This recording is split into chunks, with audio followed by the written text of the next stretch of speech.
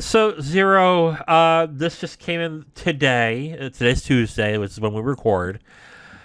The KOTOR remake that Asper Media is making under, I believe it's Embracer Group, apparently is in the KOTOR remake is in jeopardy right now. They have announced that they're delaying the game indefinitely. That means they are delaying it to the point where the studio is now looking for other projects. This is due to the fact that the vertical slice that they did for a showcase, I believe, in June, was not received well at all. So there was a problem there. The design director and art director have both been fired, and this was supposed to come out this year, apparently, and now it's looking like it's going to be delayed realistically at the least to 2025. So this is a big oopsie when it comes to Asper Media and they're making the remake. So much so that I think you mentioned it beforehand that it's looking like Saber Interactive might take over the reins to get the game running and moving. So, yeah. What did you think about the announcement that the KOTOR remake was getting delayed and the problems that it's having? It's a bit of a shock, because I know just there was a lot of excitement around a Knights of the Old Republic remake and everything, and just people were just ready to get hyped for it, and then all of a sudden, hey, yeah, so this project may be completely sidelined and everything, and it's really interesting to see the news, especially the contention between Aspire and Saber, because Saber being owned by the Embracer Group, for anyone who needs a little bit of a reminder. But yeah, just in an article that was written by Jason Schreier, he had said that apparently Saber had been outsourcing their part of the work as well too. Ugh. So it's just a messy look into the whole thing, and one of his confidential sources at Aspire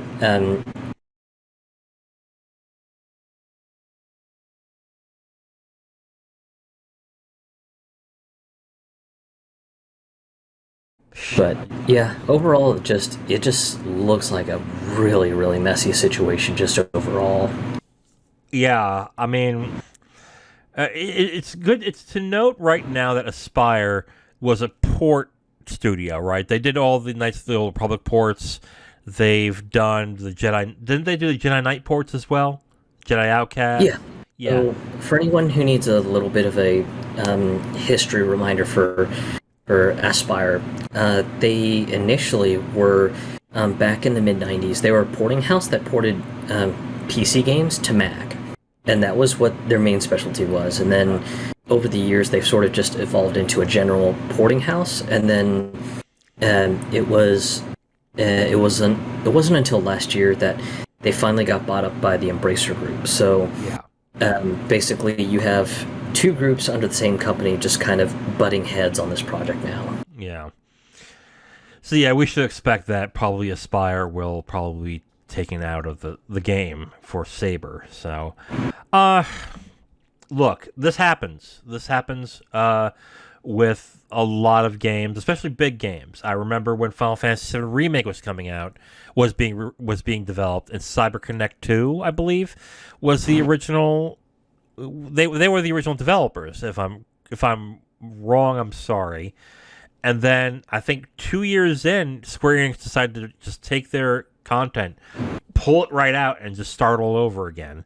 So especially with big games, this does happen. It happened a lot with Duke Nukem Forever. I mean, that's a whole other story. But yeah, it's not common, but it's not uncommon, I guess. It's not a rare thing to hear about. But that's sad. I mean, what I'm surprised by is that apparently it's supposed to come out this year, which I did not know about, and I was shocked to hear. Because at this point, we didn't see any gameplay. All we had, I think, was the teaser trailer from last year, saying that they were making it. Which, hey, I was excited. I love KOTOR, but yeah, the fact that they were targeting this year, and the fact that now the target is 2025, that means things were screwed. Like either they were going to release a cyberpunk kind of mess, or I think that's the only thing I could say. It was going to be a cyberpunk problem. So man, that's a disaster. Like that's.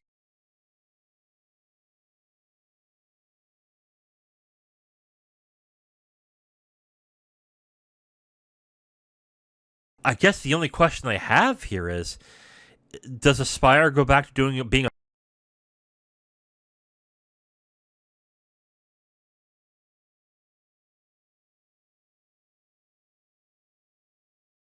Yeah, it's really hard to say, especially since just they've had such a storied history and everything. So, I mean, be a shame for them to just kind of evaporate just because of a little bit of a a little bit of a conflict on just This isn't getting this project cobbled together and whatnot. I wouldn't call this a little bit of a conflict. This is a multi-million-dollar screw up. This is something where you're given a hot property that you are told to remake into something big, and I would have to, unless I'm wrong, which could be, I think they were given a big property that they were told, prove.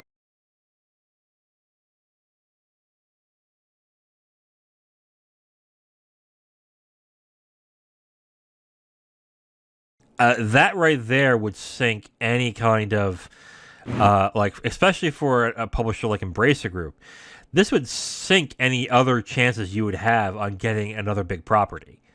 Like, I think at the most, they go back to being a port house. Like, I wouldn't be surprised if we hear in the next 6 months they announce that they're doing the Soul Reaver remake, or the Soul Reaver remaster, or whatever, or the port. So that's my feeling, is that that's what's going to end up happening, is, oh, they screwed that up so bad, they have to go back to being a port house. So Soul Reaver 1 and 2 is being ported onto current consoles thanks to Aspire. I see that happening, to be completely honest. Like, you don't get this big of a property and this big of a game to then screw it up and be like, oh, okay, well, we'll give you another one.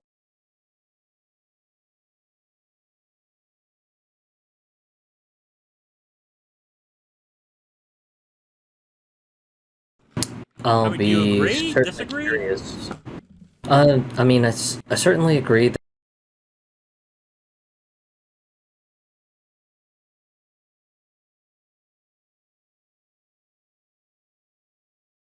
it saddens me because I would like to see things go a little bit better for them, but just Right. it's just so hard to tell on how things will go.